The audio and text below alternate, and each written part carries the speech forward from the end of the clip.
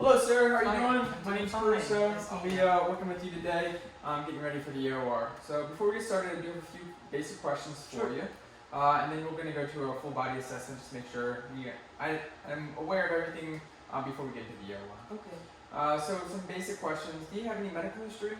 No. Do you have any past surgical history? No. Do you take any medications? No. Okay. What about any allergies? I have seasonal allergies, but I just deal with it. It's not a big deal. Okay. Have you ever had anesthesia before? No. All right. Has anybody in your family ever had an adverse effect with anesthesia? Something bad happened? Not that I'm aware of. Okay. Now I'm gonna ask you a few basic questions. Can you walk 4 blocks without any issues? Mm-hmm. Can you climb stairs without any issues? Yeah. Okay. So I can tell that he has good functional capacity. More than likely, he has METs greater than 4. Now I'm going to ask you a few questions to see if you have sleep apnea. Have you ever been told you have sleep apnea? No. Okay. Do you snore? No. Do you have daytime tiredness? Has anyone ever told you that you stop breathing when you're sleeping? Okay. And then just to clarify, you don't have high blood pressure, correct? No, I don't. Okay. I checked the chart. His BMI is below 35. Sir, how old are you? I'm 27. So he's under the age of 50. Is your neck looks below 16 inches. What size pants do you wear? 30. Okay, so that probably means the same as well. And then you are a guy, so you do get 1 point, but he is at a low risk for having sleep apnea. All right, so I'm going to begin the assessment now. Okay. We're going to start with your eyes, and then we're going to work our way down, okay? Okay. I'm going to use your phone. No problem, sir. Figure it out. Alrighty. Can you look straight ahead for me? I'm going to shine a little light in your eyes. Perfect. So his pupils are +2, 2 to 3 equal, reactive bilaterally. Next, I'm going to ask you to follow my finger, okay? So I'm checking cranial nerve 3, 4, and 6 here.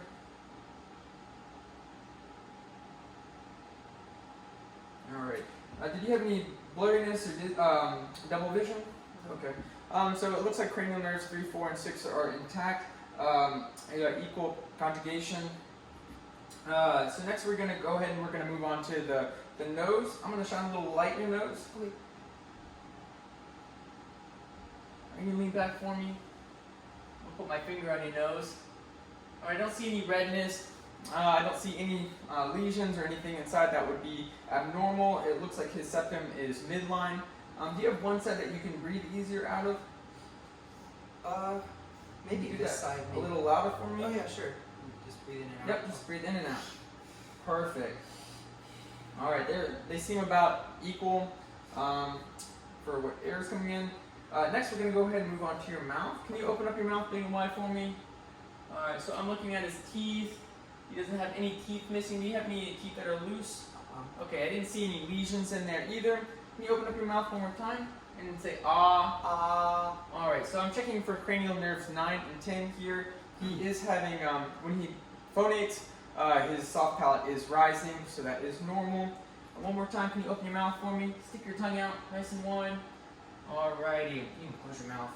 So here I'm checking for Malampati. He's a Malampati score of 1. Malampati score of 1.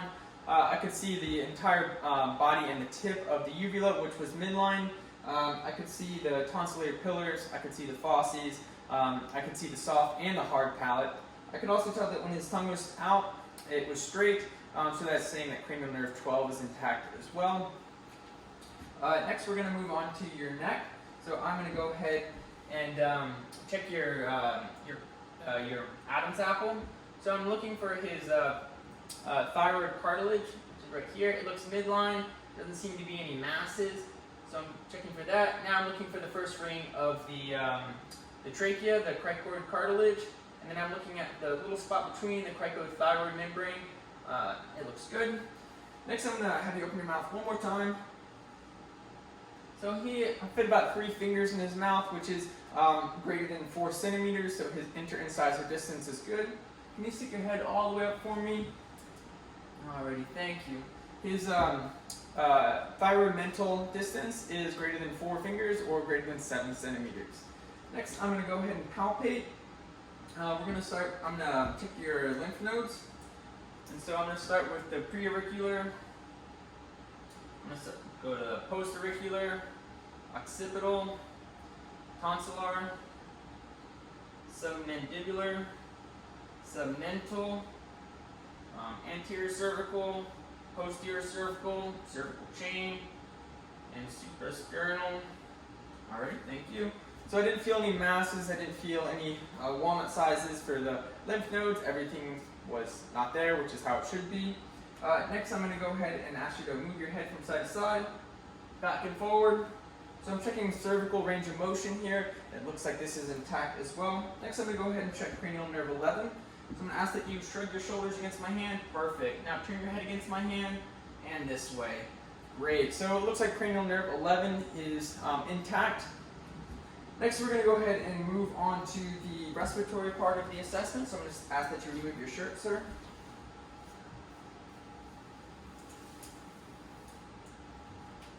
All right. So here I'm going to listen to the front side for his lungs. Right now I can see that he's breathing. It's equal, bilateral. It doesn't seem as if he is showing any signs of exertion. He's not using any accessory muscles. It does look like that the chest exertion is normal in the front. So I'm going to start with listening to his breath sounds with the diaphragm of the stethoscope. Sir, every time you feel the stethoscope touch your chest, just take a big breath in. Okay? Big breath.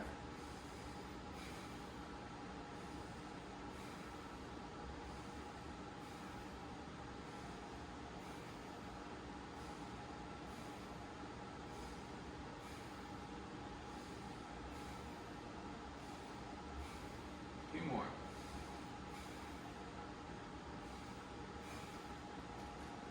So everything was clear. I didn't hear any wheezes. No coarse bronchi. Little breath sounds were equal. They were bilateral, equal as well.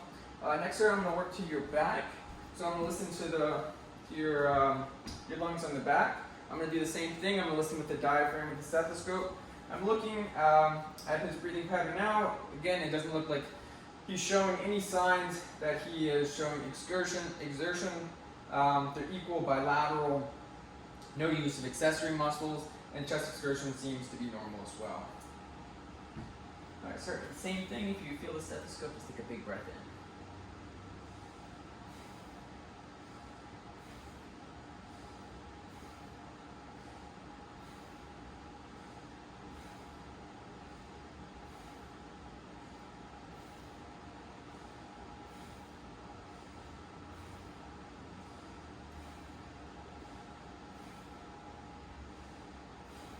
Thank you. So you sit right there for me. So his breath sounds sound equal, bilateral on both sides. Again, the breath sounds were normal, no coarse. They were not coarse, no bronchi, no wheezes, nothing of that nature. Next, I'm going to check CVA tenderness. So I'm going to palpate up to the costovertebral angle, and then I'm going to feel a little bit of pressure on your back. Okay, tell me if you feel any pain. No? No. Alrighty, one more time. Alrighty, thank you very much. You can turn back around if you'd like. So the next thing we're going to do is we're going to move on to the cardiac part of the assessment. I'm going to start by listening to your heart sounds. When I listen to your heart sounds, I want you to hold your breath, and we will. I'll listen to your four sounds. I'm going to start with the aortic valve on the right upper sternal border at the second intercostal space. Then I'll move over to the left intercostal space at the left sternal border. This is where I'll listen to the pulmonic. Then I'll go down to the tricuspid at the fifth intercostal space at the fifth at the left sternal border. And then I'll move over to the mitral valve, which I'll be listening to at the midclavicular at the fifth intercostal space. Okay, and then after that we're going to move on to your carotids, and then we'll listen to a few other sounds. Okay. So I want you to take a big breath and hold for me.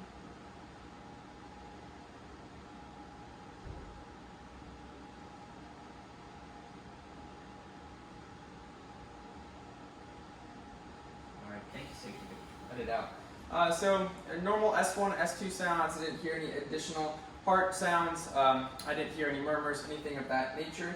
Next I'm going to go ahead and do is check his carotids before I check additional heart sounds. So I'm going to feel carotid right here. Alright, it's +2, brisk, with no change in amplitude. I'm going to feel your other side now. Alright, the second side is the left side is the exact same as the right. Brisk, +2, no change in amplitude. I'm now going to go ahead and listen to your carotids.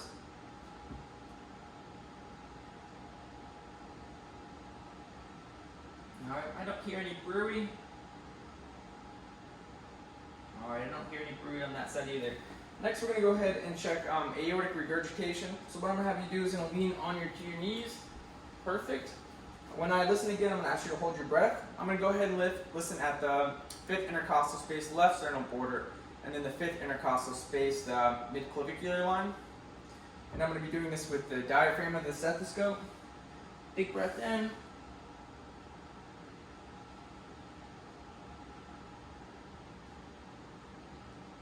Alright, you can let it out. So again, everything sounds normal. I didn't hear any murmur. I didn't hear any regurgitation. So now I'm going to ask that you lay on your left side with your left arm above your head like this. And so this is left recumbent position. Alright, perfect. So now I'm going to be checking for mitral stenosis. And what I'm going to do is I'm going to listen at the left sternal border, mid-clavicular line. And I'm going to listen with the bell of the stethoscope.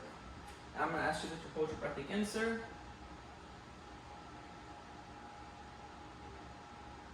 Alrighty, thank you. And if you just want to go ahead and lay down on your back, I'm going to check your pulses. Alrighty, so I'm going to get nice and comfortable. I'll do my best. So be here for a little bit. Alright, so I'm checking radial pulses. They're equal bilaterally +2. Now I'm going to check his dorsalis pedis pulse. Alright, they're equal bilateral +2. Now posterior tibius pulse. Equal bilateral +2. Alright, so now we're going to go ahead and move on to the GI part of the assessment. So what I'm doing right now is I'm inspecting. I don't see any peristalsis, I don't see any masses, I don't see any lesions, I don't see any abnormality. His stomach is flat. So now that the inspection is done, I'm going to move on to auscultation. I'm going to begin with auscultation in the right lower quadrant and work my way around.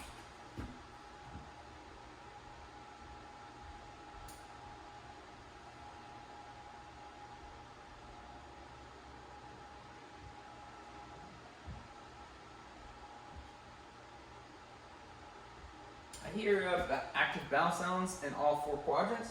Now I'm going to go ahead and I'm going to move on to listening for his for any bruits in his arteries within his abdomen region.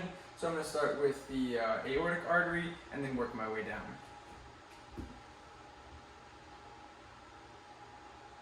I don't hear any bruits. Now I'm going to move down to the iliac arteries. Down here.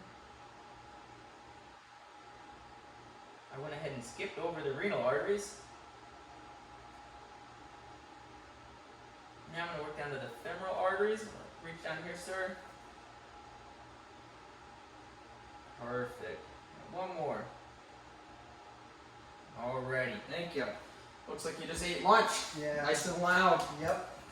Next we're going to work on to percussion. I'm going to go in the same order that I did for auscultation. Alrighty.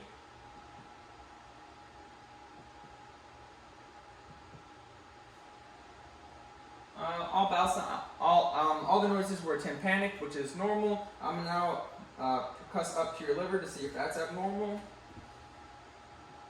So I'm on the right side, right mid-clavicular line until I hear dullness. Okay. The liver looks like it's where it should be. Next, I'm going to work on to palpation. I'm going to do light palpation and then a deeper palpation.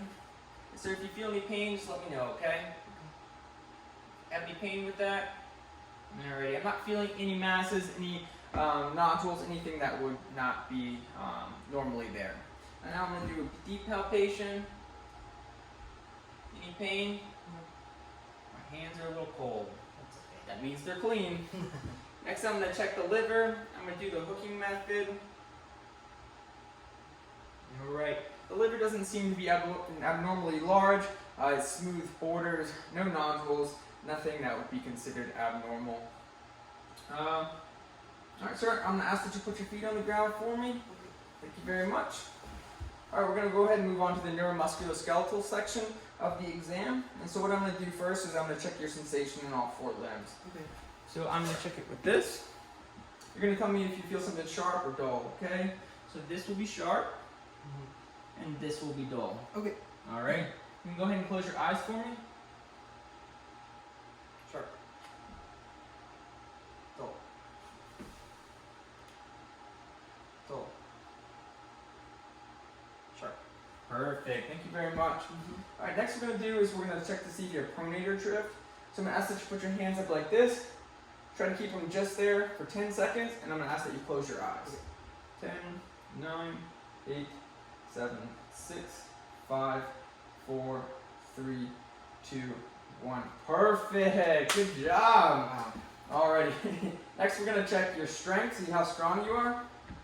Wow, looks like you went to the gym yesterday. Push on my hands and pull on them. Perfect.